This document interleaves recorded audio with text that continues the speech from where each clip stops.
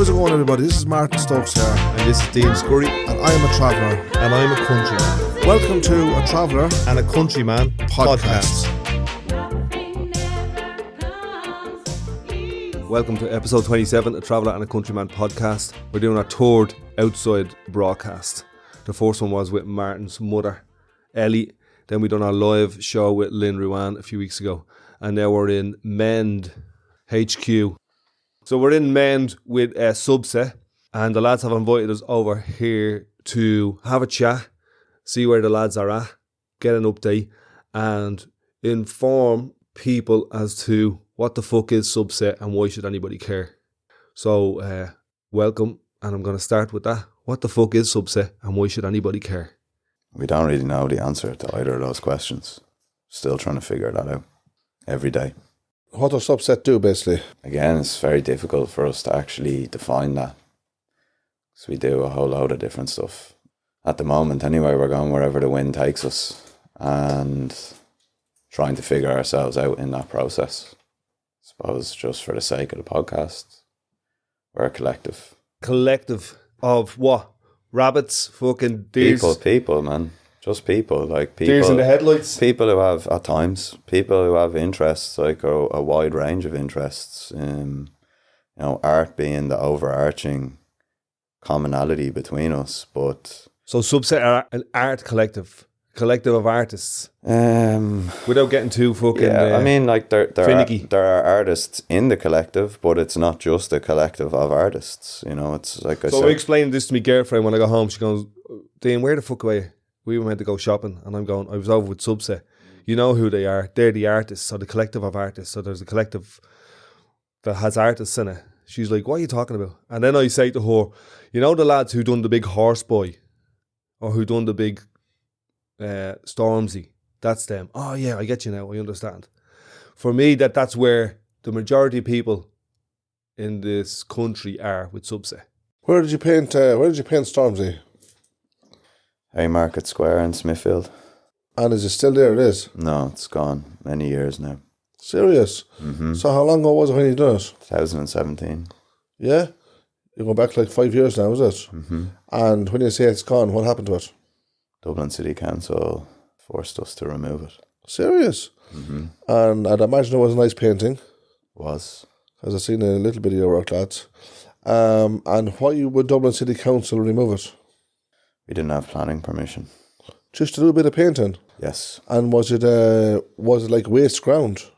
No, it wasn't waste ground. It was a vacant building, and we got in touch with the owners of it and asked them could we use it to paint a mural, and they were obliging, and we went and painted it. So basically you got permission from the owners to do it? Yes. And was this painting up, was it like a high painting? It was a 3-story building.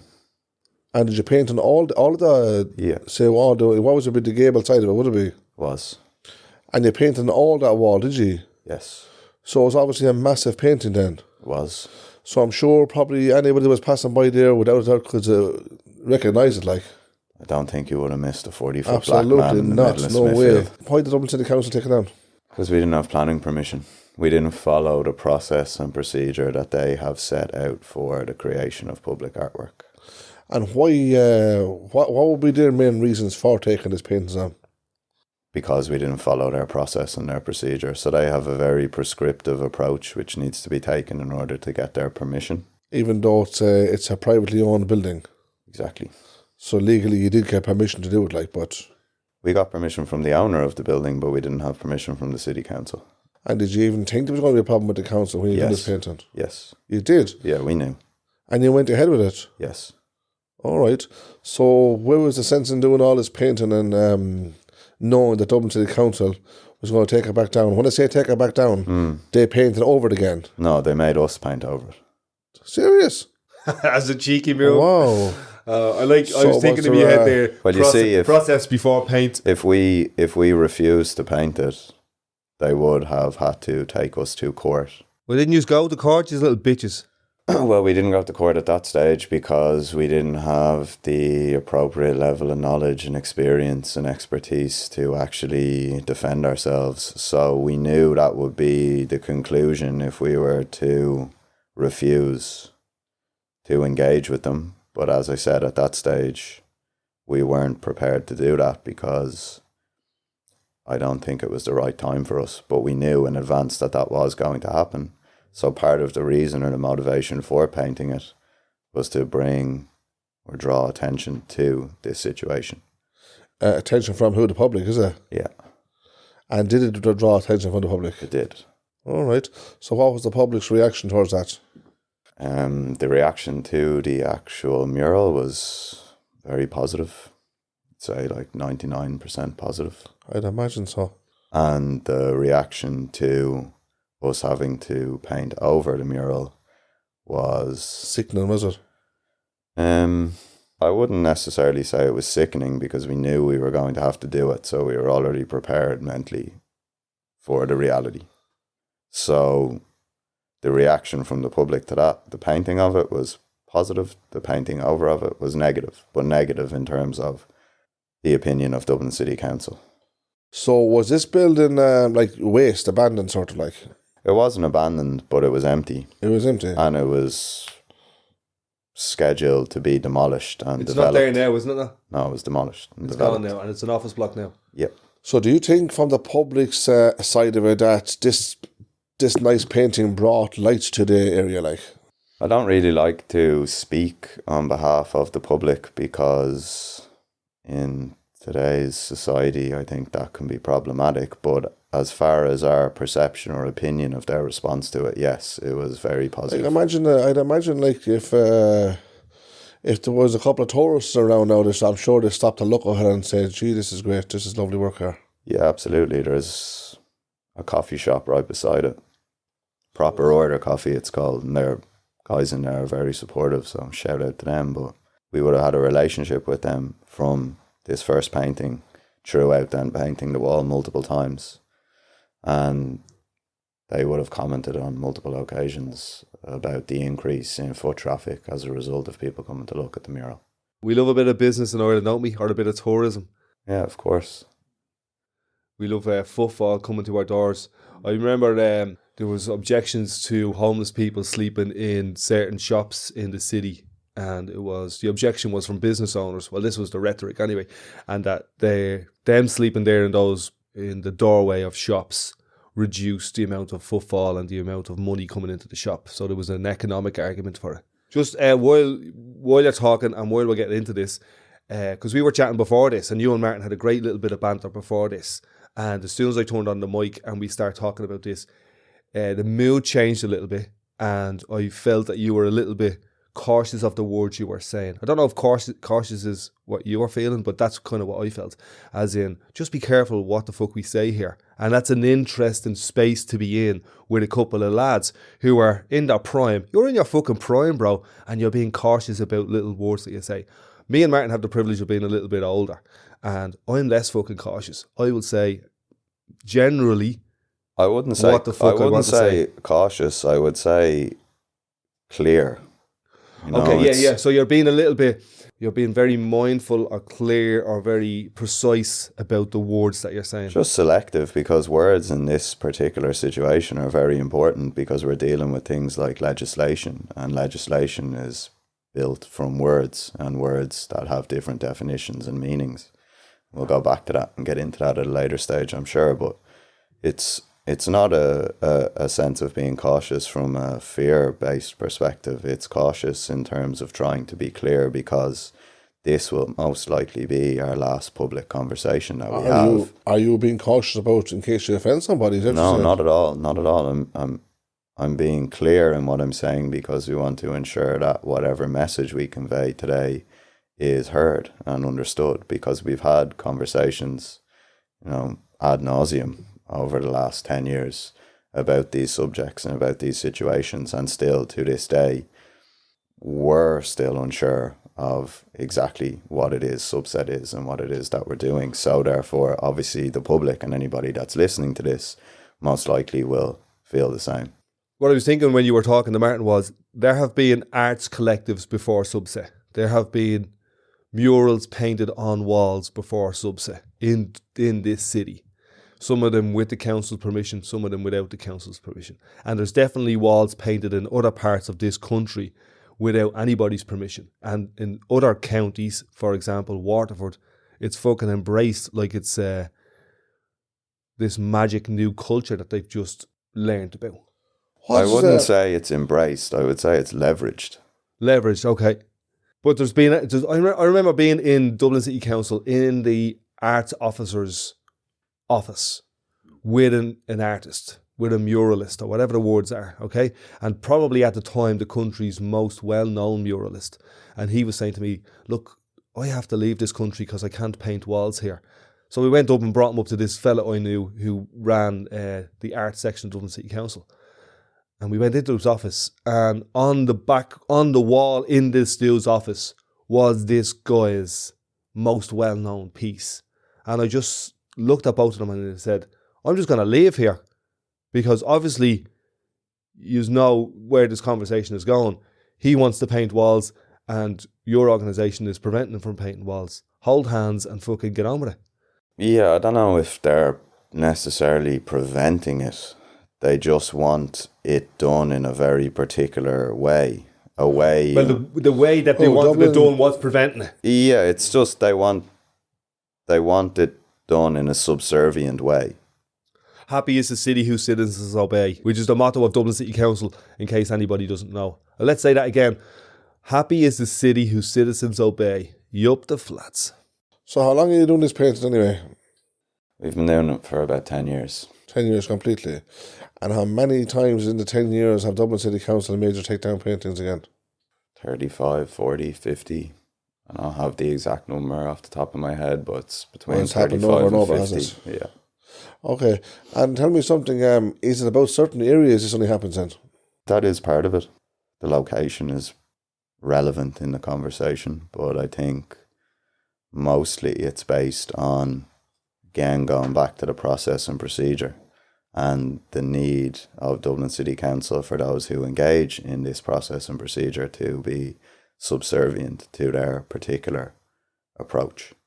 But we done a piece together in Ballymun, a Skepta piece, and there was no subservience in that. In Carton Road, in Ballymun, which is like, it's like Settled Travellers, and then right beside it is St. Margaret's, where there's like Martin and a group of other different travellers live. We done a piece together of Skepta, who's a grime artist from the UK. It's the cover of his album where he's holding his newly born child. And we weren't subservient to anybody in that. You guys just came, said, can we do a painting here? We have an idea. We all said yes. I knocked into the fella who owns the house. He said yes. We painted it. Skepta came down and he loved it. And nobody from Dublin City Council said to me, as far as I'm aware, they didn't say to you, paint over that. And I didn't ask for permission. You didn't ask for permission. We didn't follow any procedure. So it was these guys that painted it? Was these guys that painted that? I was actually wondering who paints it, because it's absolutely, it's lovely. It is. So is that about location? The colour in it. Again, I can't speak on behalf of Dublin City Council, but I would imagine location played a part. It's on a traveller site. In it, yeah. Yeah, but the colour is really nice in it now. So I'm wondering why would Dublin City Council want to be taking down paintings, as the fellow said, within reason, and off walls that can be nicely lit up by these paintings, if you like. Control. Yeah. So you drive through Dublin, we see lots of places that's run down, closed up, vacant, whatever, and literally there's nothing being done with them to make them look a better part of our city, if you like. And then along comes you lads and does these nice different types of paintings. They're not classed as graffiti, are they, no? No. But does Dublin City Council call them graffiti? They don't. So they know there's a meaning to every painting you do, basically. I presume they know there's a meaning, yeah. But on the other side of that, Dublin City Council paid Subset and other artists and other collectives to do graffiti, to do what is generally known as graffiti. If you Google graffiti and you see certain images, what we done in Ballymun with Dublin City Council, with All City and with Subset is graffiti. Yeah, well, Dublin City Council, again, I don't think they're opposed to the idea of murals or graffiti or painting or artworks. I think they're opposed to the idea of artists doing it without their involvement. Or anybody. Because if we pull out of it, anybody doing anything without their permission in their city, unhappy is the citizens who don't obey. Up to their bollocks in legislation or fines is a citizen who doesn't obey. I think it just boils down to control, to put it simply. They want to have the final say on what happens in the city. It's their city, though. They are the arbiters of taste and development. What's the case then if that was the thing? Supposing you wanted to do a drawing, like a painting basically, and that you approach Dublin City Council to ask their permission, what's their story then? What's their answer? Well, there's two different ways in which it happens. You can make a planning application. Right. Or you can partner with them and do something in collaboration. And they have two different processes and procedures for that. If you approach them and say, we have an idea, we want to do this, and they ask you to make a planning application. If you approach them and say, we'd like to do this with you guys, and they say, that's okay, and we'll do it through a different piece of legislation. And that, the difference in those two processes and procedures is, one is a long, drawn-out process that can take anywhere from 3 to 6 to 9 to 12 months more. And the other option is to collaborate with them or partner with them, and in that case, it can be pretty immediate. But that then means that they need to have input into the production of the work. So, they could be having issues with colours or whatever. Creative input, creative control, back to the word control again. And so if they want it done, it's lickety-split, let's get it done. If you want it done, fill in the form. If you want it done and they don't want it done, paint over it and you might go to court. I like it when they want it done and they're all happy about it and it's all jolly and all. And there's little food stations and coffee stations and photographers. And when it's artists who want it and they don't want it, there's letters from solicitors. It becomes a kind of a PR thing for them where, they're out there with photographers and it's in the newspaper, it's on their social media. Look at what we've done here, isn't this wonderful? And that kind of seems to be the case. I think it's important to say it again. It's their city. They're the council of Dublin City. They think it's their city, and it's their city as long as we allow it to be their city. As long as we obey. So let's talk about cities. Is it what about counties? Have you got the same problem in counties, let alone cities? The legislation is the same nationally, but it differs from city to city, county to county, town to town. So have you ever went to another county and done painting? Yes. And did you ever have problems with it? No. So you didn't have the same problem as you have in Dublin City Council where you live? Dublin City, basically. No, the problem for us has been specific to Dublin. There's some, I'm not sure, is it Cork or Limerick? I think it's one of these, where a boy and a girl, now there could be a couple of them as well, they went around doing all the paintings all over the city, more or less. And the people absolutely love it. And the council is not taking them down. They're there because they're completely lighting up the city. They're doing them in places where it's a good view, basically, of the public, if you like. And there's absolutely no complaints at all about it. And there was comment after comment saying how nice it was, and they couldn't praise these artists enough. They're literally saying, look, it's cleaning up our city. It's making our certain areas look great. See, I think the contention arose from the fact that we would have been very public with our communication with respect to the fact that we were breaking the law. So we would have communicated that what we were doing technically is breaking the law, and we felt it shouldn't be breaking the law, and the legislation needed to be changed. And we attempted to, on multiple different occasions, engage with Dublin City Council to discuss the possibility of changing the legislation. And they weren't interested in it. And we spoke with ministers, we spoke with the various different institutions who are engaged in the arts, even up as far as the President's office. But there was no will or motivation to change the legislation because no one was willing to put their head on the chopping block. Because if the legislation was changed, and the rhetoric, I suppose, within Dublin City Council is that if we allow one group or one artist to do what they want, then it will open up the door for everybody to do what they want, and then we can't control that. So that reminds me of something that I was involved in. I was involved in this thing where we're bringing Dublin City Council, Now, on board Pernalla, Irish Water and the state to court for the shy pipe that's going out into the Irish Sea at Islands Eye there. And we won our case, and they tried to get us to pay the costs. And then there was a precedent that happened in Europe, and we don't have to pay the costs. So now, this week, we also exposed a number of things on board Pernalla, like conflicts of interests. And that's why on board, it's one of the reasons on board Pernalla is being rebranded and renamed. You've probably seen that in the news this week. But Darragh O'Brien is trying to rewrite the legislation about what groups of people can complain to the state about planning applications. So residents groups possibly now won't be able to complain as a group to on board Pernalla or the state about planning infringements or planning issues and so on. It's interesting that when they want to bend the rules to suit them, it's fucking dead easy. But when you want to bend the rules, it's like, no way, nobody's going to put their head on the block. Well, you see, we didn't want to bend the rules. We wanted to break them. And we wanted to break them to highlight the fact that us technically breaking the rules was ludicrous.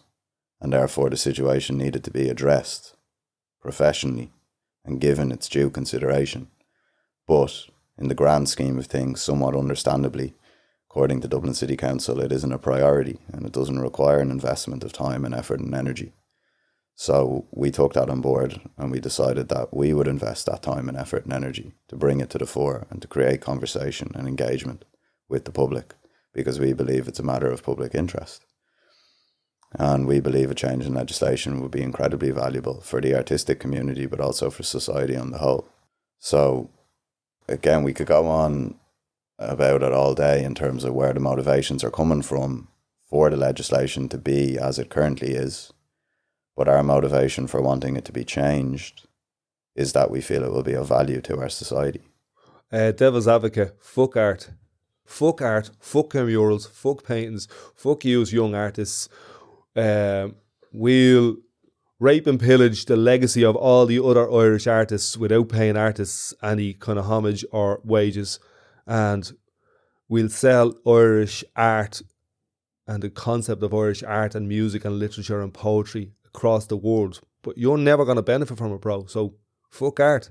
Yeah, I mean, like, if that's the stance, that's the stance. We're not really concerned anymore with the opinion of Dublin City Council. We're concerned with our own opinion. And our opinion is that the conversation needs to be had. It's not that the law needs to change, although that would be our prerogative. You know, at the end of the day, what needs to happen is a conversation needs to take place in the public domain. And us as a democratic society should be able to decide amongst ourselves whether or not we feel a change in legislation would be beneficial. And if it is, good, and if it's not, okay, but the conversation needs to be had. Beyond the vote here, because that's an interesting thing, because I was watching Brendan Gleeson on RTE talking about what we got from the Civil War, which was 100 years ago, yeah? And one of the things he said, I'm not sure if it was him, but it was alluded to in the show. Actually, it was expressed explicitly in the show that beyond all of the mad shit that the Catholic Church got up to in this country when they had power, one of the things that we benefited from was, one is we remained neutral in war during World War II, and we had democracy. So what I'm trying to say here is, do you think we have democracy other than the vote every couple of years? And every couple of years is stretching out further and further. It's like 7, 8, 9, 10 years now. Do you think we have democracy here? No, I don't believe we're a democratic society, no. That's an interesting statement for you as a member of an arts collective in Ireland, that you don't think we have a democracy. Do you have, I know it's a different thing anyway, do you have a website that supports you in your art, basically? We have a website. It's very basic and straightforward, and it pretty much just discusses this situation. Well, the reason I'm asking it is to get some feedback from the public and see what they think of it, like whether they think it's good or bad what you're doing. Well, there has been over the last number of years a lot of feedback from the public, be it in press and media, be it on social media, be it in conversation. And has it been positive or negative? Positive. I mean, as always, it's going to be mixed and people are entitled to their opinions. But so are we. And our opinion is, as we're discussing here, that the subject needs to be addressed and it needs to be discussed. Has that been put forward to Dublin City Council, like the fact that you're getting positive feedback and people do like what you're doing? Yeah, Dublin City Council are completely aware of the reality of the situation and the public opinion on it and the public discourse in respect. Do you think that Dublin City Council are they working just through stubbornness or what?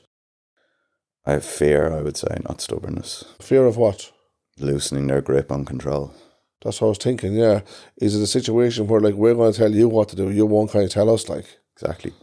Do you feel that as well when you're actually doing the work you do? Yeah, absolutely. So is that going to make you give up, or are you going to continue to do it? That's not going to make us give up, but our general state of affairs and the position that we're in, it's becoming an insurmountable task for us to continue fighting. And is this happening because of Dublin City Council? Yes. Partly. Like the lion's share of the reason we're in this particular situation is due to the legal proceedings with Dublin City Council. It's not the only reason, but it's the lion's share of the reason. It's crazy doing something that you love. Obviously you love doing it, like, and that you have no choice you're forced to stop it, basically. Well, I wouldn't say we're forced to stop it. Like, still right now we're doing it. And you're on the road to being forced. If Dublin City Council are tracing every move you make, I'd imagine that's forcing you to stop it. It's part of it. Again, I wouldn't say, even we're talking about language beforehand, they're not forcing us to do anything. We don't recognise their authority in this particular area. So, force would convey them using what they have at their disposal to prevent us doing this, and they are doing it, but it's not going to work. As we've shown them on multiple occasions. Are they not using this moment what they have at their disposal to stop you from doing it? They are, but it's not working. We're still so you're going to continue doing it then? Yeah, we're going to continue doing it until we can no longer do it because of our own personal circumstances and situations. What about to continue in doing it until you get someone on your side that will be able to help you to continue doing it? Have you ever looked at that side of it, no? Yeah, right now as it stands, early in the new year, we're going to introduce a public art bill to the Dáil, and that will give the general public the opportunity to have their say in respect to whether or not the legislation should be changed. But given our situation, even if it is changed, we're not sure whether or not we'll be able to continue doing what we're doing. But that doesn't matter at this stage for us. We're not. And is that for financial reasons?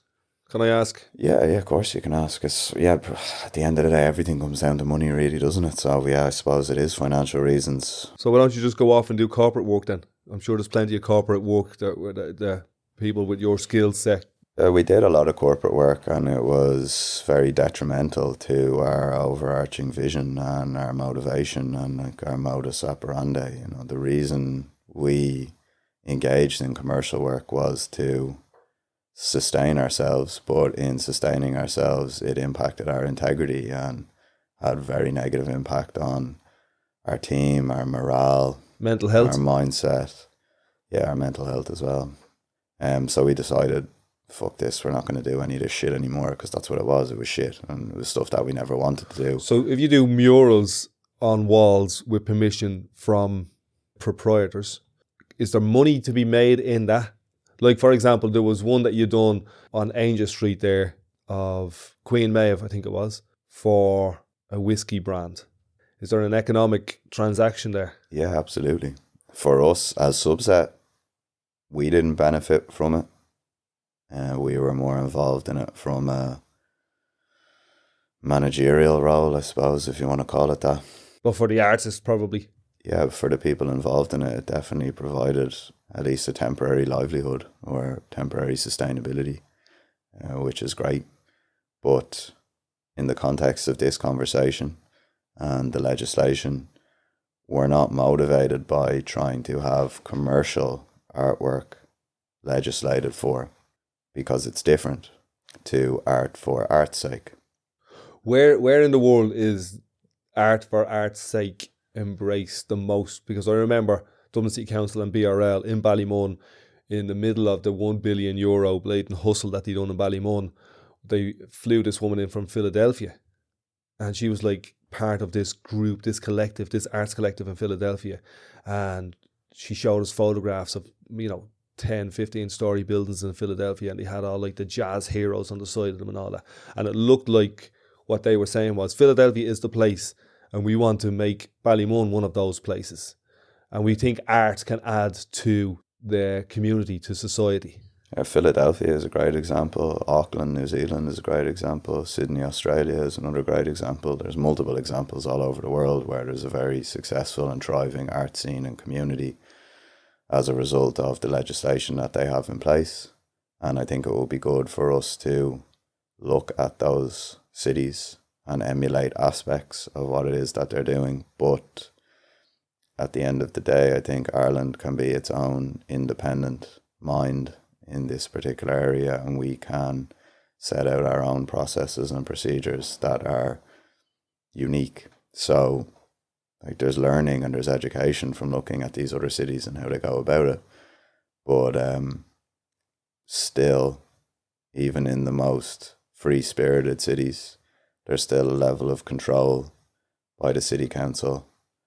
So that's the nature of city councils, is control and permission. You didn't get permission from that, or here's how you get permission from that. And I've seen on Dublin City Council's Facebook recently was, if you don't have permission for A, B and C, like juvenile stuff, they've been putting this up for the last couple of months. Here's the form that you need for permission for this thing, that generally we all just fucking done anyway. You know what I mean? Now it looks like they're going, we better get all our forms for all the things. Like Australia. Australia's like that. You want to open it. I think if you want to leave a window open in your gaff in Australia, or you want to sit in a public park, you have to get a bit of permission. I think that's for real. I'm not making that shit up. If you want to leave your window open, some fella was arrested because he left his window open, and the crime was your gaff could have been robbed. And again, like, you can get very bogged down in right, wrong, correct, incorrect, proving points and stuff like that. Yeah, and like we've had this, as I said, this conversation ad nauseum in lots of different formats with lots of different organisations, institutions, but at the end of the day, it boils down to, we feel there's more benefit than there is drawback. Is there funding or is there sponsorships for the work you do? There can be, if you're willing to abide and adhere to specific criteria that are set out by those who hold the purse strings. And we've done that in the past. And it's provided us with temporary sustainability. But the impact that it has on things, like I said, morale and integrity and mental health are not worth it. But is this form of work is actually your job, basically? Yeah. So you sort of rely on this kind of, yeah? Entirely. All right. So now we have Dublin City Council basically taking away your livelihood then? I suppose you could say that in ways, yes. So taking away the work that... They're having an impact on our livelihood. I wouldn't say they're taking it away, because the way in which it predominantly was a livelihood for us was engaging in commercial projects that we didn't want to do in the first place, but we were doing to keep the lights on and keep the vision and the dream alive. So we never really operated autonomously and independently. And what we're trying to do with changing the legislation is at least give the opportunity or the platform to operate independently. So, for example, we would go and paint artworks. They would be seen by commercial enterprises, and then they would want to capitalise or leverage on the positive interaction and exchange in the public domain with those murals, with those artworks. And then they would reach out to us and say, we saw that you did X, Y, and Z. Now we'd like you to do A, B, and C. But A, B, and C came with a whole list of category and criteria that needed to be ticked, boxes that needed to be ticked. And once you're dealing with boxes that need to be ticked or criteria from a commercial enterprise, it has an impact on the artistic integrity. So, really what we would like to see in Ireland is artists getting paid for creating the works of art which they want to create, not which someone else is telling them to create. And that's the same with Dublin City Council. They effectively use artistry as a means of propaganda to communicate the value of the city as far as they see it. So there was a high profile one there, probably the Taoiseach referenced a piece of art, and the artist said, hold on a fucking minute here, you can't be using my name to promote your agenda. Is that true? Did I make that up? It's correct. But at the same time, the funding for that artwork came from a department within government. Okay. So it reminds me as well, what you're talking about was like busking in the city. Yeah?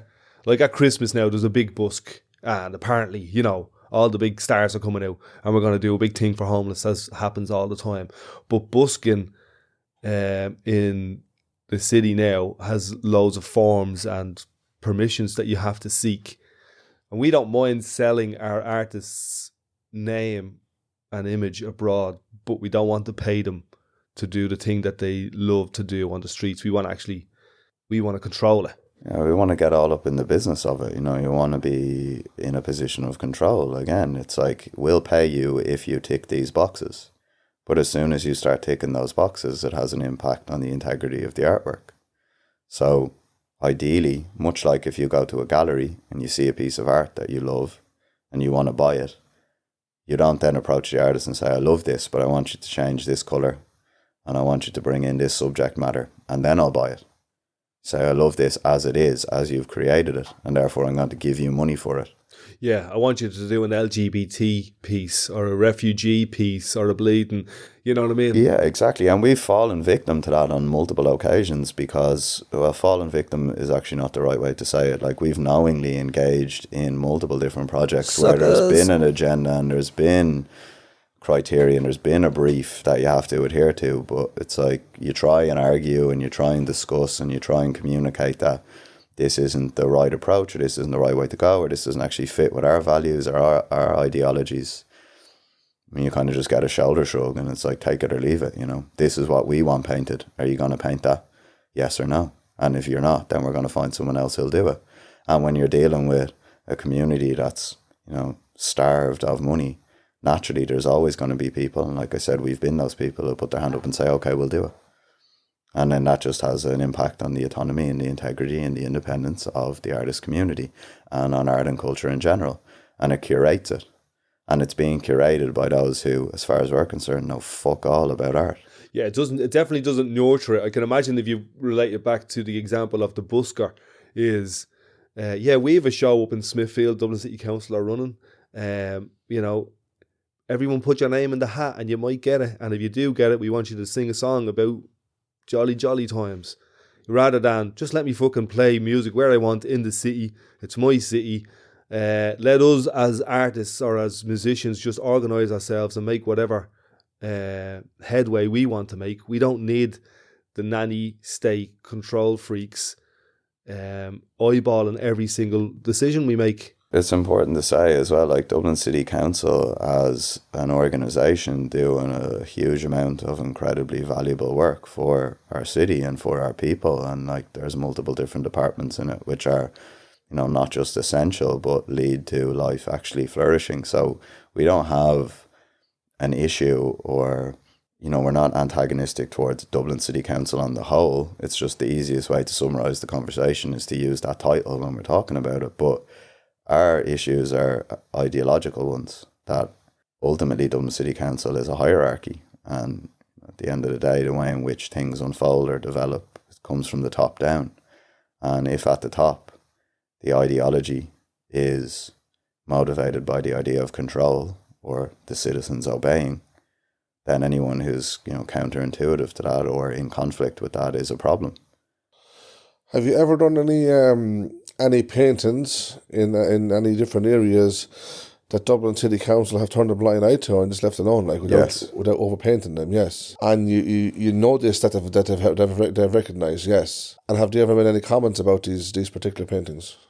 I mean, in private, yes. Like we have multiple conversations with them right up to the top level, and they're very aware of the value that public art brings to society, you know, socio-economically, and they see it as an important aspect of the future of our city's development. Yeah. But they want control over how it is a part of that development. Just give them fucking control then and everyone's happy. Well, no, because once you give them control, then they start to have an input and a say. And again, you know, in certain areas, you know, like engineering, roads, environmental State-run waste. TV. You know, yeah. The state-run TV one is interesting. We have RTE and it's bland as fuck. And I can imagine if the state or Dublin City Council ran busking, it would be bland as fuck. If they ran murals and art, it would be bland as fuck. We would have murals and art, but there'd be no balls or bite or, that type of stuff in it. Myself and Martin were chatting beforehand, what we're basically trying to do with this is keep our inner child alive, and they're trying to shun it and take it away. Grow fucking up, will you? They're risk mitigation and we're imagination. They want to prevent potential fallout from happening. It's like Minority Report. They see, this could go wrong, so we're going to stop it now. Whereas we see this could go right, we need to make it happen. I remember one example, right, of the piece that we done up in Ballymun, that we done Subset and All City with Dublin City Council. And one of the lads, I think it was one of the All City lads, he wrote a wish list of shit that he wanted for Christmas. And it was like a box of fags, 20 cans, da-da-da-da-da. And I got a phone call from Dublin City Council going, one of those pieces has something written on the wall that might offend somebody. Now, we ended up painting over all of the text with a lovely leopard. But that was the level of conversation, the level of worry from Dublin City Council that somebody at some point somewhere might get offended by something that we were involved in. The absolute audacity of that, to say that a member or members of the City Council speak for the general public in terms of what content is suitable or unsuitable. It's just putting parameters on imagination. And that flies in the face of what imagination is. And I think in a healthy democratic society, there should be an ability to freely express yourself, rightly or wrongly, and to be able to put it out into the public and receive that feedback from it. And most people, not saying everybody, but most people, especially in today's society, if you do something that's met with a negative response, you're going to know about it, you're going to feel it, you're going to hear it, you're going to see it, and it's going to have an impact on your livelihood, on your character, and on how people deal with you. So, I think naturally most people will tread carefully in terms of what they see as suitable and unsuitable, but at the end of the day, they should be able to make that decision and not have that made for them. Yeah, it's almost like their risk aversion is their default mode. I think there's another thing as well, where there's this sort of idea by the council and by other people that if you were to let artists go out and paint what they want, that if you give artists a bit more freedom, that they will just go out and start painting mad stuff on walls that will be offensive or will be maybe aesthetically not nice to look at. And it's quite insulting, I suppose, to artists and to say building owners or whoever, where it's I think it's highly unlikely that people are going to be going around drawing kind of giant knobs on walls or something. You're a fucking juvenile. You're going to make songs about you're going to be like Nicki Minaj making songs about WAP. Yeah. That's who they think you're going to be. You know what I mean? If we have abortion legislation, everyone's going to go out and have an abortion. That is an argument that they make, and it's kind of ludicrous, really, when you get into it. It's it takes a lot of to bring it back to genitals or whatever. It takes a lot of balls to go out there and to paint a wall. It's it's not an easy thing to do, and there's just kind of a lack of respect, I think, in that idea that artists are just lunatics who want to go out and insult people or paint whatever they want on walls. It's totally not reality. If we let you paint whatever you want on whatever walls you want, where does it end? You know what I mean? That's one argument. And then the risk aversion, I think, is the other one. We will avoid anything that brings any potential risk or litigation to our doorstep, to the point of blandness. It's fear. It's just fear. It's a fear-based model for society. It's a control-based model for society. And, in the grand scheme of things, murals aren't particularly important. We get that. We understand that. We know that. But they represent, at least for us, that freedom of expression, that ability to actually communicate how you're feeling or what you're seeing or what you're experiencing.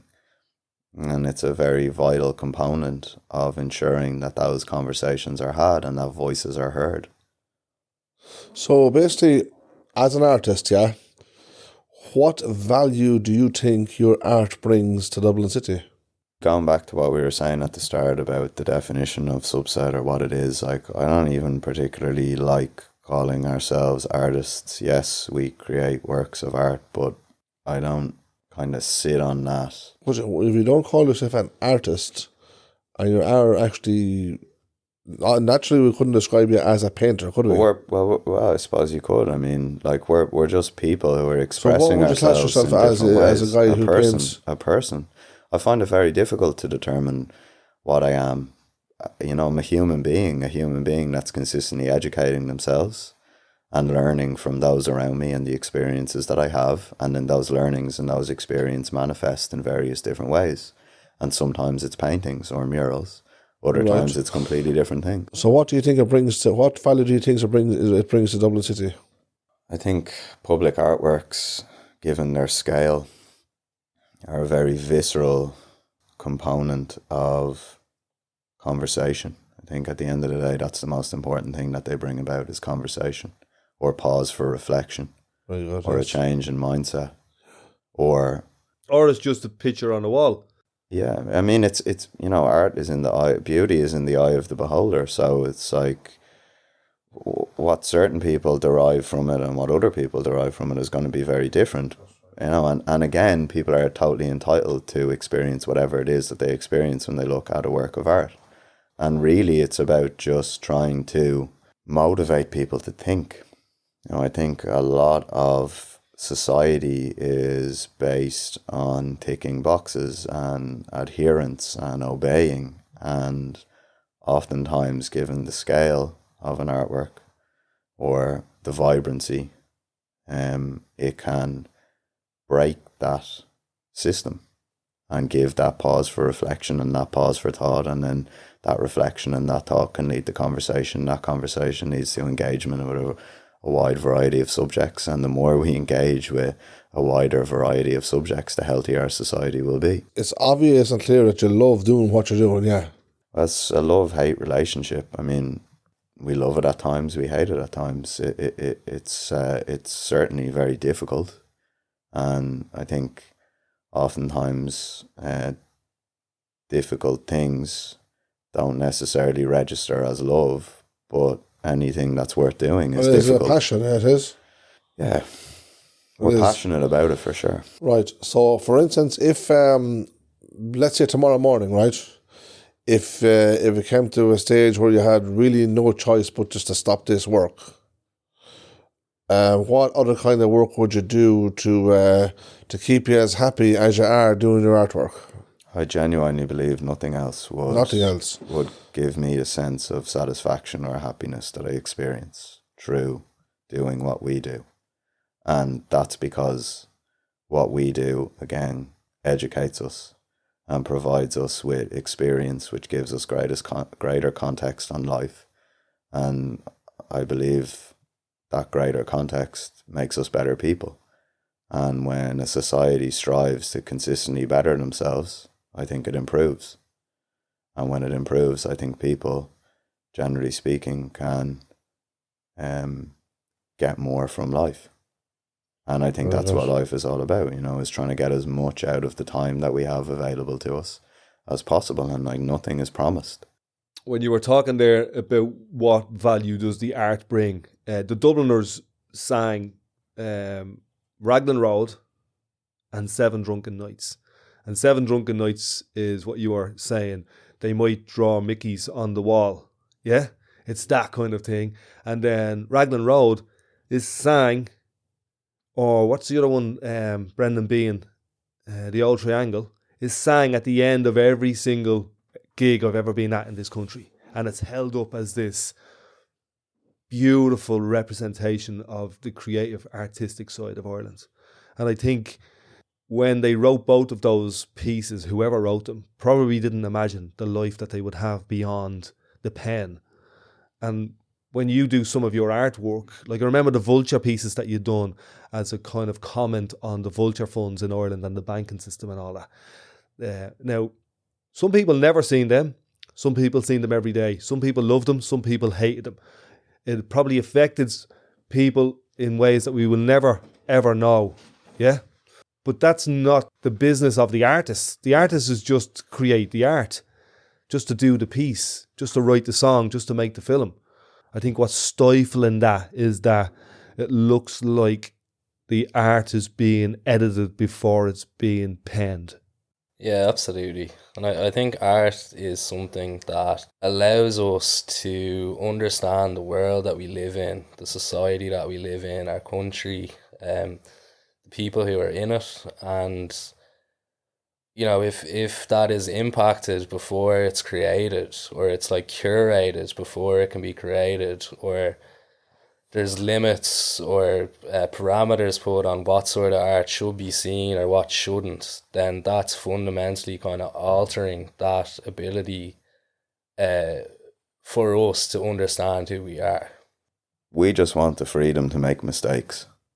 You're not allowed to make mistakes. Cop onto yourself, risk aversion, obey, shut the fuck up, grow up, because you're not getting a real fucking job.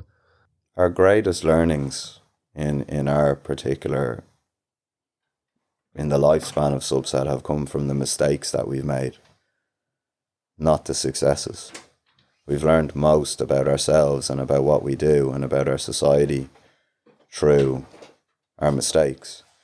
And it's a fundamental right for the citizens of a country to educate themselves.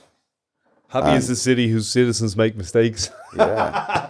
I love that. That's nice, man. And you're not allowed. It's so tough. And who make the mistakes free of fear for consequence. Because, of course, there are consequences with every action that we take. But the fear of the consequences immediately acts as a curatorial force. You know, what language we use, how we dress, where we go. These are decisions that we should make on a day-to-day, moment-by-moment basis. It'd be like when we protested in Ballymun, right? We done a human rights picket in Ballymun because Martin's community has a similar relationship with Dublin City Council that you guys do. They hold all the purse strings, they hold all the power, and you have to fucking get permission nearly to have a piss, you know? But it'd be like us going to them going, we're going to do a human rights picket. Can you tell us what to put on the signs so we don't offend anybody? You know what I mean? Or we don't discommode anybody. But even the idea of offence, you know, and again, like we were saying beforehand, Martin, like language is so weighted now. Offence isn't necessarily a bad thing because it gives rise to conversation. And if people are offended, then, you know, people are offended, and that's a very personal decision and a personal engagement. You know, if someone says to me, you know, stay to your shoes, or, you know, why are you wearing that jacket? I can take that and be offended by it, and I can react in a certain way because of it, or I can listen to what they're saying and try to understand where they're coming from, and in that I can educate myself. And the idea that we as a people need a higher power or a higher authority to tell us what's right and wrong is ludicrous. Where we live, right, there's a Dublin City Council have built a wall. It's like over 12 foot high. As we drive out we live in a caravan site, you know. When we drive out our entrance, the entrance, but it's exits when you're going out, and this wall is right in front of us, and it's similar to looking at that big wall there in Mount Joy. So supposing, just say, if I wanted you to paint that wall, yeah, because we are going to paint it anyway, regardless of what Dublin City Council comes and paints it down again or makes no difference, we're going to do it. Supposing if I want you to paint that wall, yeah, myself and say the residents, yeah, how would we go about getting you to paint that wall and also looking for funds to do that?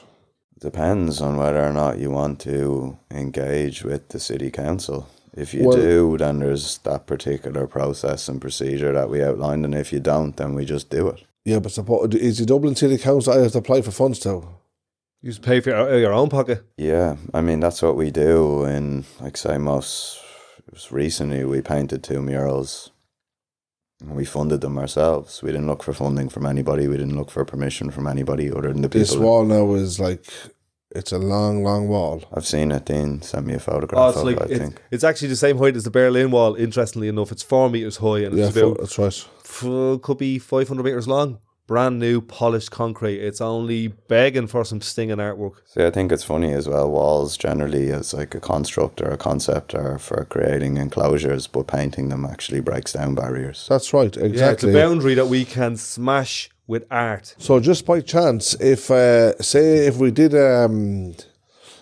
propose to Dublin City Council and get them to pay for it also, would you be interested? You would. If we were in the driving seat in terms of deciding what gets painted, but if it's going to be a case that because they're funding it, we have to include X, Y, and Z subject matter, or do A, B, and C, then no, because immediately then it's not art, it's paint by numbers, basically. So what Mark is probably alluding to without saying it is there's an opportunity or a possibility to just do it ourselves without involving mammy or daddy. No, I'd like them to pay for it because they're the ones that constructed the wall. Yeah, I don't.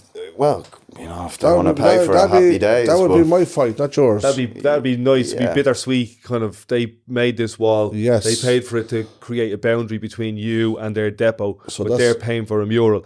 I think a more interesting way is don't engage with them and just fucking paint something on it, and they will pay for it in the feedback that they get.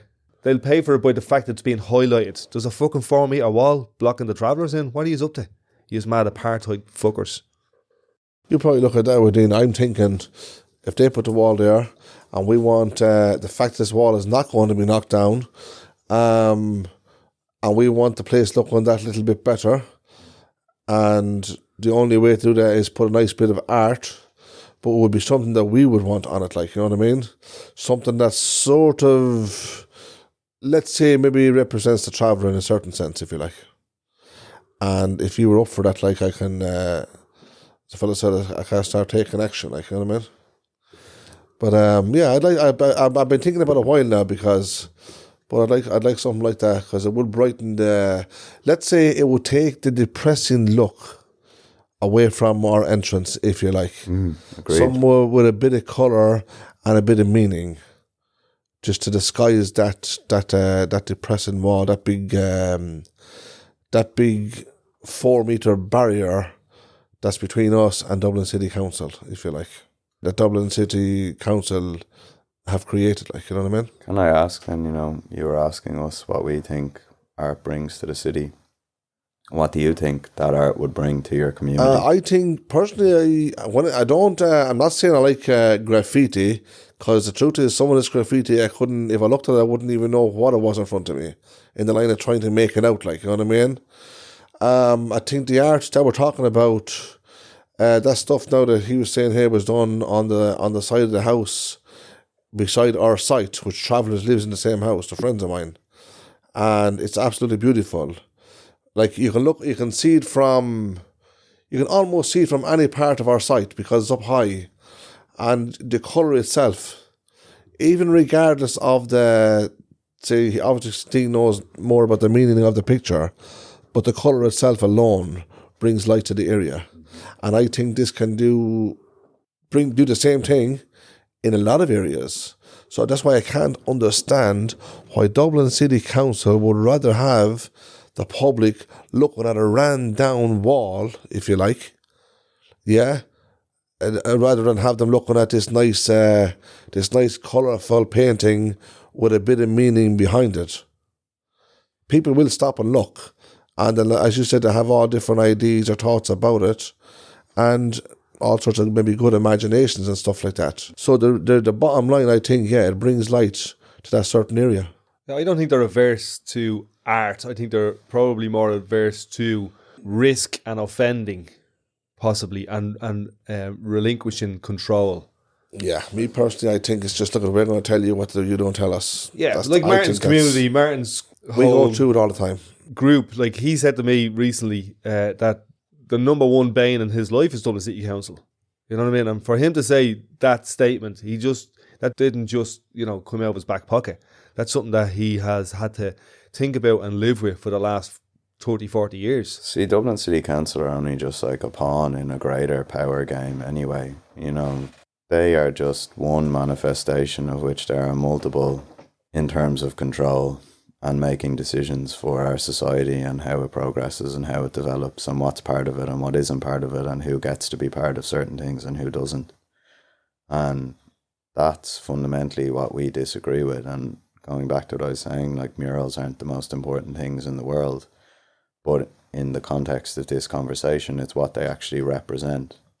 And in our situation, what they represent is a lack of recognition for authority where we don't feel it is relevant.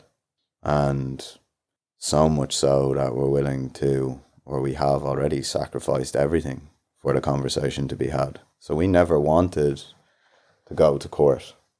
We didn't want to waste public money. We didn't want to waste the time of the courts. We didn't want to waste the time of the judges, or even waste the time of Dublin City Council. You were using common sense, basically. Yeah, and we tried to use common sense in the hope You tried to use what the thing you said doesn't exist, democracy. I don't think you're against authority or against people, having rules and plan permission. It's just a lack of democracy. A democracy that only suits one side. I think if you're going to have a rule set, that rule set has to be nearly infallible in terms of it can't be one rule set for one person or one group and one rule set for another. And at this moment in time, the rule set by which they're trying to prosecute us, they don't even follow themselves. I love that one. We make the rules, but we don't follow them, and we expect you to. And if you don't, you're going to court. Is there many other people that just likes this, what you're doing now, this, if you call it art or painting, whatever you want to call it? Yeah, there's a very rich and deep. Would you call it a community of artists, like? Yep, I suppose so. And it's a big. I'm going to use the word community. It is a big community of art, is it? It's a community. I don't necessarily know if it's a big community. I think it could be a whole lot bigger if certain things were changed. One of them being the legislation, like we're talking about. I think if it were changed, it would give rise to a lot of other people being involved in it, and as a result of that, then you'd have a more inclusive community, a more diverse community, and with that would come diversity of opinion, diversity of subject matter, and general concepts. And are they all having the same problem? Certain people experience the same problem, but I think the level at which we're experiencing it is unique to us, and that's self-inflicted insofar as we knew we were breaking the law when we broke it, and we did it anyway. And because we did that, and because we were open about it and we communicated it publicly, it became a matter of contention between us and Dublin City Council because it was embarrassing for them. And embarrassment is like their kryptonite. They really don't want to be embarrassed. They don't want to be painted, excuse the pun, in a bad light. And we consistently did that. And as was, commented by them in public settings, we needed to be made an example of. You're like the bold child in the back of the religion class that tells the teacher that there's other gods. Do you know what I mean? Yeah, but what about Buddha? Who made God? And now those bold children are being brought to the principal's office.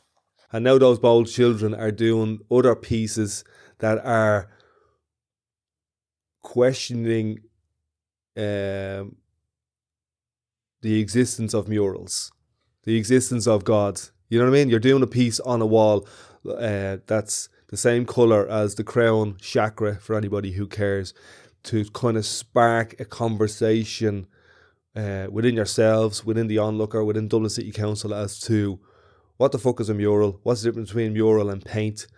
If you do something on an inside wall or an outside wall, what's the difference and who cares, and why is there rules and regulations and legislations to prevent us doing the stuff that we want to do. At the risk of sounding like highfalutin nearly, but I would say this most recent body of work that we have done has, like from my personal perspective anyway, helped to find God nearly. And I don't mean that in necessarily a religious sense. I wouldn't be a devout Catholic or Christian, but in the sense of feeling a complete listlessness and fear and stress and anxiety and pressure and all of these different, what I would consider to be man-made emotions that ultimately sever your connection with your own consciousness.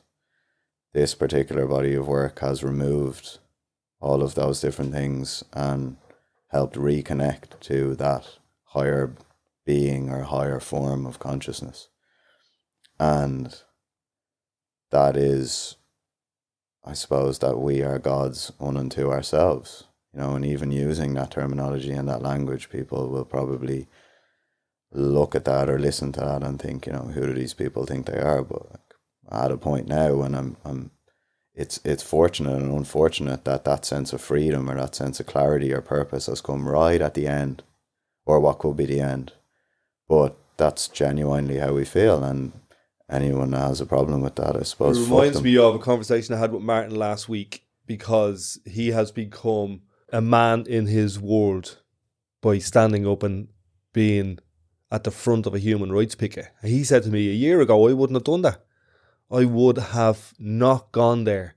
I would have listened to the external voices of everybody around me and would have been motivated by fear, probably, to not go there. You know what I mean? But something has changed in me, and now I feel like I have some fucking control over where me and my family and my community are going.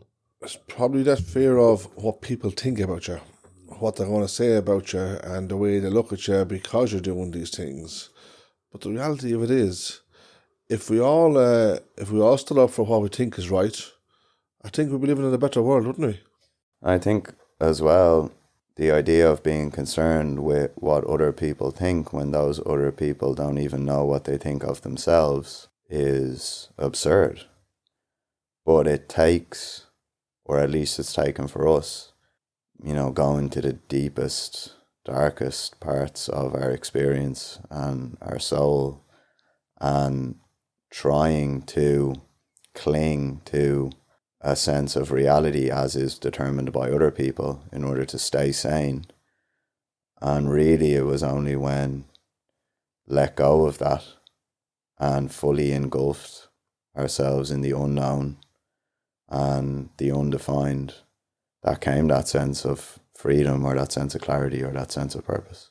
So what you're saying there now, if I'm going back to Dublin City Council again, if they're taking all this away from you, does that mean it could lead to being fed up or getting depressed or something like that taking over your life? There is nothing further that can be taken from us. Everything has been taken, probably isn't the right word, but we have given up everything, or we have sacrificed for starters, they're taking away the natural gift that you have of artwork. I don't think so. They're not allowing you to do it, are they? I don't think so, because if we so wished, we could continue to do what we have done previously, but we would have to do it in accordance with somebody else's decisions, somebody else's opinions, somebody else's perceptions. So is there no agreements that can come between you and Dublin City Council to allow you still to continue doing the work that you love? No, it's pretty much our way or the highway.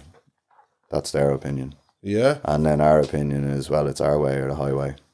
So you've got an immovable force and a rock that won't break. So is this your way of saying that you're going to give up because Dublin City Council are on your back?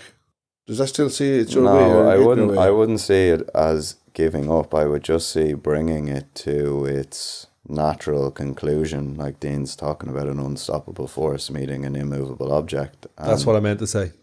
If they're the unstoppable force, they have a huge amount of resources at their disposal. So the force at which they can apply to us, which is the immovable object, there's going to come a time where the force will outweigh our immovability.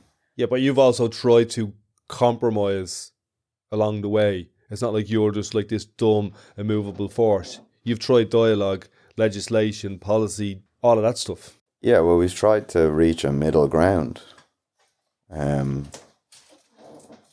But it hasn't materialized, and the amount of back steps that we would have to take to reach that middle ground would actually result in it not being a middle ground. So therefore, why would we do that? And that's why I don't see this as being the end or them winning. I see it as us fully giving ourselves up to something more important than us as individuals. Like I was saying, that higher calling or that higher being or connection with that greater consciousness, or it's a spiritual thing for us. So in some ways you have to thank Dublin City Council for forcing you into this spiritual journey. Yeah, 100%. And we've said that on multiple occasions. They have been the fire which we have had to walk through.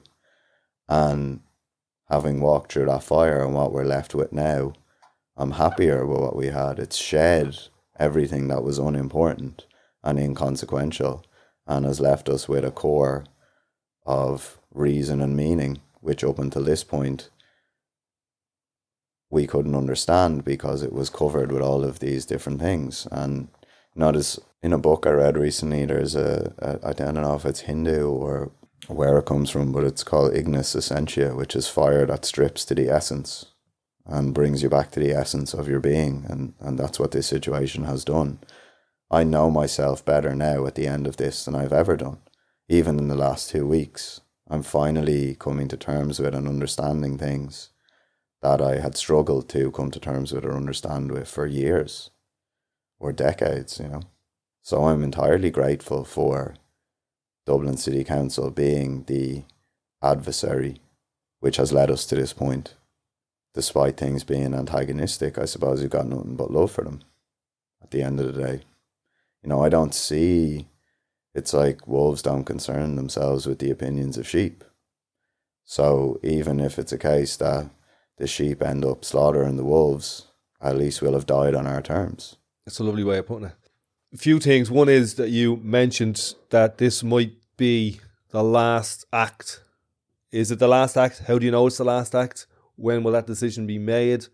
If this is the last act, is there another play? All intents and purposes, Subset has been dead for years, but we have been trying to resuscitate it, to bring it back to life. But in doing that, we've realized that we don't need to resuscitate it or bring it back to life. Rather, we need to live in a different way than we had been before. The band is breaking up. You're going to be in a different band. No, I don't even see it like that, because this is the only iteration of Subset that there will ever be. There's not going to be another version of it after going through this. We won't change. We'll either succeed being who we are, or we'll fail being who we are. But we won't change in that process. So supposing Dublin City Council, say tomorrow, for instance, right, approached and said, okay, lads, we're going to come to some sort of an agreement here. Would you spend the rest of your life doing this? We'd spend the rest of our lives doing this without a shadow of a doubt. I feel, I don't see this as a profession. I see it as a vocation. That's how strongly I would feel about it. I don't feel the sense of purpose or clarity or contentedness or happiness in anything else other than this. So if we don't continue doing this, I don't think our flame will ever burn as brightly. In anything else? Yes. Yes, I do what can be probably called community work, but it's hard to box it in, just like it's hard to label what you do. And regardless of the rules and regulations and the forces, pushing me or pulling me, I do community work. And that's what I do. And over the years, the state has, intervened and said, well, you have to have this qualification and that qualification and da-da-da-da-da. And, I haven't gone and followed that rule, but I still do community work. I still do the work that I do. Is it because you like it or just because you it's get just paid who I for am. it? I love it. It's fucking, it connects me back to an energy, to a source, to love. It's what I do. And I don't do it for results. I don't do it for fucking anything else other than the love of doing it. So basically, if it stopped tomorrow morning, then you wouldn't feel as happy about doing something else. It wouldn't stop tomorrow morning. That's I think the point that the lads are making. This is what I do. This is what I breed. So me stopping it, I might as well not live. This is what I'm trying to make. This is your choice. Yeah. But the lads here that have been he didn't class as forced, have been forced into stop doing it. But the reality is, it looks like you've been forced. It seems to be that they're forced into stop doing something that they love. So, where do you turn to after that, like? Yeah, to be honest, I don't really know. I don't know what we'll do after this. But I suppose like it is what Dean is saying, where like it isn't really something that's tangible for us in terms of while we do murals or we do lots of different stuff, and we don't really know exactly what we're gonna do after this. But whatever it is, it will still be a continuation of that thing, of our expression in whatever way that kind of comes forth. We're just not sure what that will be. Yeah, I was just using the analogy while you went to the toilet there of I do community work, and no matter what, rules and regulations have been brought up over the last 30 odd years of me doing community work, I still do community work. You know what I mean? And by certain measures, I need to be a level 8 qualified and fucking something. But I didn't follow that path. I just went down the path I do. And it's not like I'm trying to do community work. It's just who I am. It's what I do. So what do you want to get from this conversation? Why have this conversation? There isn't really a particular or specific motivation for doing it. Naturally, What do you want to get out of it? A conversation with friends. Like, we were talking about the art of conversation and how it's lacking in society. I think it's valuable for us as humans to have long-form conversations about the areas of interest to us. And I just see this as another one of those. And what you guys are doing and the subjects that you discuss and the education which you are receiving through doing that is interesting to me.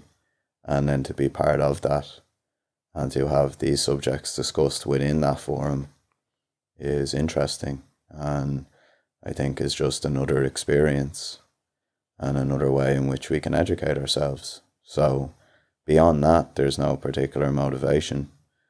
I suppose on the subject of what we're trying to do or what we're trying to achieve right now, which is the change in legislation, I think it's valuable for people to understand why we're doing it, in the hope that that will maybe provide greater context. I think context is good for drumming up support. People can understand something. I think it's easier or more likely that they will get behind it. So in the new year, there'll be a bill. How do they know about it? How do they get behind it? What's the bill? The bill will be lodged in the Dáil sometime in January. When it is lodged, it will be released on our website so people can see exactly what it is that's being proposed. On our website then they'll also be able to download a letter of support if they wish to support it, and they can sign that and send it to their TD or local councillor to inform them that they support it. So when it comes before the Dáil and then eventually the Seanad to vote upon it, the more people who have contacted local TDs or local councillors or TDs and outline their support for it, the more likelihood that it will get passed. Look at you using the bleeding democracy that doesn't exist. The other thing as well, I was actually saying it through fun, but I realised that, say yourselves as artists, yeah, and Dublin City Council and travellers and Dublin City Council, there seems to be you have a little bit there in common. The fact that you get told to go, move along, get along, and don't come back here no more. It makes me see a little bit of, again, that little bit where we have that in common. Like, and it's Dublin City Council's, again, whatever you want to call them, tactics, one to another. I think human beings in general have more in common than we don't. And I think lack of conversation results in a society where we're divided and conquered. Get along, move along, don't come back here no more. Don't be doing the tinsmith stuff. You know, Simulate, get in line there. Don't be doing all that stuff. to upset the apple cart or to push back against the status quo is a difficult thing for anyone to do, because there's a sense of scale and might behind authority in the various different formats in which it manifests. But I think the more a society disobeys, the better, because it gives, or it raises questions, and questions are good. You know, we don't have the answers, but we certainly have a lot of questions. Because we don't have answers, previously that would have been, you know, there would have been a sense of fear with that. Like, we have to know exactly how everything is going to unfold if what we are proposing happens. But I don't believe that to be true anymore. We don't have to tell everybody, lay it out for them, you know, this is exactly what's going to happen in 5 years' time, in 10 years' time. Rather, we have to put the question to them, which is, do you want to see how this would unfold in 5 years' time, 10 years' time, if this happened? And if it did, you should engage with it. And if you don't, you should still engage with it, because your opinion, you know, holds equal merit. So even if this bill goes to the Dáil and it's voted against, we'll still be able to say that we did our absolute utmost to have the conversation. And that's what's most important. Yeah, I think my motivation for this podcast is just conversation, is to explore the myths of the stuff that divides us, but the reality of the things that we have in common. And the motivation to come over here today to you guys in Mend. Why is it called Mend, by the way? Because I always thought it was like it heals or something like that. It's a healing force. One of the crew came up with the name because the building was in a serious state of disrepair when we came here, and we had no resources. And you know, to mend means like to slowly tip away or fix or to heal. And I suppose that's what we have tried to do with this space, is mend it. Basically, you painted up the whole building and made it look beautiful, yeah. And in doing so, I suppose we learnt more about ourselves and more about each other, and it gave us like a petri dish nearly to experiment within. So if you're allowed to do in Dublin City what you've done with this building here, it's a work of art, to be honest about it.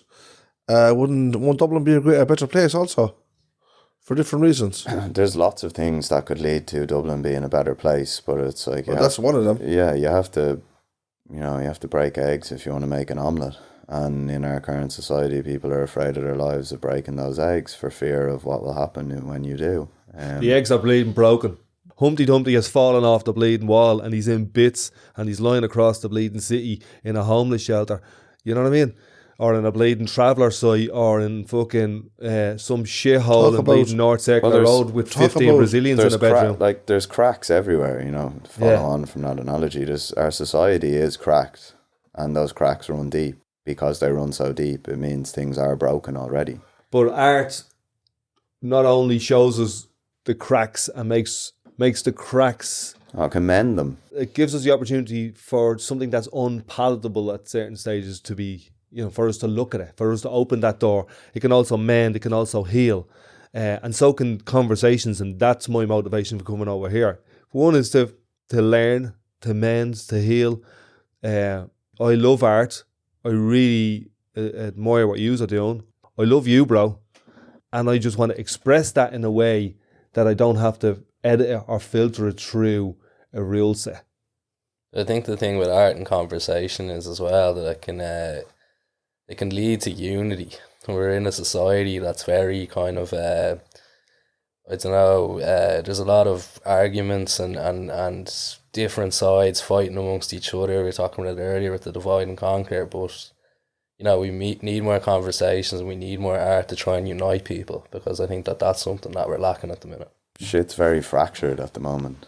Yeah, I was going to say the word fractured as well. And it's very difficult to get to the root of these problems because things are so, you know, inordinately complex, and that's part of the control mechanism, is to make things so complex that the layman can't actually be involved in trying to fix things. I actually think it's not our leaders elected or unelected, who are going to fix or solve our problems. It's we as a society, as a community, as a nation who will do that. And in order to do that, we need to find the similarities, not the differences. And we need to find that common ground. Rather than, everybody sticking a flag in their tiny little part of the land and saying, this is the way things run here and this is the way things run here. And if that means that we have to sacrifice what we have tried to build, then so be it, because there are things at play in the world which are far more important than our particular little storm in a teacup. And our only real way of engaging with that or expressing that is through our own experience. And this is our experience, and therefore that's what we're expressing. Like, we're doing that in what we believe is a respectful way, but then also, respectfully, we don't give a fuck either. Like, we were only chatting yesterday, and there's been so many times throughout the last 10 years where I've thought, that's it, I've got it now, I've cracked it, I don't give a fuck, I don't care what anyone thinks, I don't care what anyone says. But I didn't really believe it, and I knew that deep down that I didn't believe it, but I didn't want to accept that, because to accept that then would force me to look at myself in the mirror again. And when you're looking at yourself in the mirror every day trying to figure out how to improve yourself and it's not working, it can become very difficult to continue to do it. But then, from doing it so frequently and so often, that's when we realize this is it. This is how you resolve these problems internally. Is you consistently look at yourself and you think, how can I improve? How can I be a better person? It reminds me of an ongoing conversation I'm having with Martin about where the travelling community is in terms of, because a big thing in the travel community is giving a fuck about what other people think, and there's a shame and all that attached to it. And I think an interesting journey for Martin and for all travelling people is that journey into themselves, in our journey, where we stop being influenced by what external voices say and we start to listen to that inner voice. For years, we would have been pointing the finger at Dublin City Council and saying, it's them and it's their fault and it's this and it's that. But then that didn't really lead anywhere, or didn't lead to any particular progress. It just sort of pushed us round and round on the merry-go-round, we stayed in that circle. It was only through that deep sense of self-reflection that we realised, any problems are internal. Any solutions then are put out into the external. That's where we're at now. Having spent hours and hours, not hours and hours, years in a dark room in the freezing cold, almost like a sensory deprivation chamber where all we had were our own thoughts and our own opinions and a mirror in which to look at them. That then gave us a deeper sense of clarity and of purpose. That's resulted in, I don't know if Dina said this to you, Martin, but recently we painted 2 murals. And we painted them as a means to draw attention to the legislation as it currently stands. So in the Planning and Development Act and the Planning and Development Regulations, the legislations which govern the creation of public artwork, painting is considered exempted development, so it doesn't need planning permission. Then it goes on to say further down, except for the purposes of creating a mural. But there is no definition of what a mural is. And if you look at the definition of a mural, it's the application of paint to a building or structure to create a painting or picture. So, again, painting is exempted development, a mural isn't, but a mural is painting. So, we painted 2 murals on 2 buildings, and we used one single colour. So, effectively, we applied paint to a building and a structure. And then when we had finished them, and we put them online so people could see them, and we explained the concept behind them, we then filed 2 complaints ourselves with Dublin City Council and brought to their attention that we had painted these murals. And the purpose of doing that is to trigger their investigation process. So they'll have to then come and assess these murals and determine whether or not it is or isn't a mural. And the purpose of that is then they'll have to define what a mural is, which they currently don't. And the reason we feel that's necessary or that's essential is because a mural should be defined. And we feel a mural should be exempt. So therefore it shouldn't need planning permission in certain cases and certain instances. All of which should be highlighted in the bill so people can see exactly and specifically what we're talking about. So is it like you're fighting a losing game? Is that how it is? Well, it's more just like we've just like come up over the barricade and like we're charging towards the cavalry. It seems like they're coming up with every option and there's no evidence of what state's legislation, basically. Yeah, I think they're applying a rule set that they don't fully understand or that they haven't given sufficient consideration, and we're trying to highlight the fact that... As long as they're able to print it up, I think they're happy with that. Yeah, exactly, and as I said at the start, even if the bill doesn't get passed, that's okay, but it needs to be engaged with, it needs to be discussed, and that's what we hope the court cases would be. So after 5 years of legal proceedings, which was like incredibly stressful and angst-ridden and massive amounts of pressure and serious implications for our mental health and just our person, just as people. 2 days before the court case was supposed to go ahead, Dublin City Council decided they were going to vacate the cases and ask the court to strike them out, which to us was like a massive disrespect because they were the ones who initiated the court cases. They were the ones who chose the court in which it was going to take place. And I don't think they ever thought that we would get as far as we did. And when it dawned on them that we were actually going to challenge them and they were going to have to prove beyond a reasonable doubt that we had broken the law, they bottled it. And that was incredibly frustrating because for all the reasons I just said and everything we sacrificed and everything we gave, we did that because we wanted closure, negative or positive. And we were willing to put criminal convictions on the line, fines, costs, everything. Yeah, after, it was so serious that they had to bring us through the courts and they had to take up, the time of the courts and the time of the judges and spend public money and dedicate their time to it. They then decided right before it was to go ahead that, actually, no, this isn't as important. It's like the opposite of pouring honey in your ears, tying your hands up. Because they, at any one point, have hundreds of bleeding cases. And so they just tie everybody's hands up in litigation and bullshit days in court. They can afford it. You can't.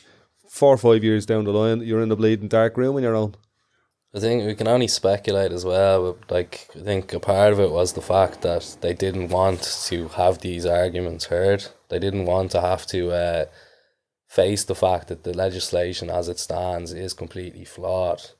I think that was really frustrating for us as well because we had, we'd gone off, we'd done our homework, we'd really got stuck into this whole thing and we're ready to come and fight them on their terms in their kind of venue, their chosen venue. And then just as we were kind of ready to get in there and fight them, they pulled out of it, which, so I think that's kind of partly where this artwork came from as well, was us wanting to express these ideas kind of while we still have the chance to do that. If people out there listen to this, see the artwork, well, go and seek it out. Go onto Subset's Instagram, onto Subset's website, go and seek it out. Physically go down and have a look at it while it's still up.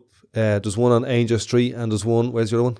On Camden Road. Get there before Dublin City Council Get there before there. It's painted over. Have a look, have your say, comment it, critique it, slag it off, but have the conversation about it.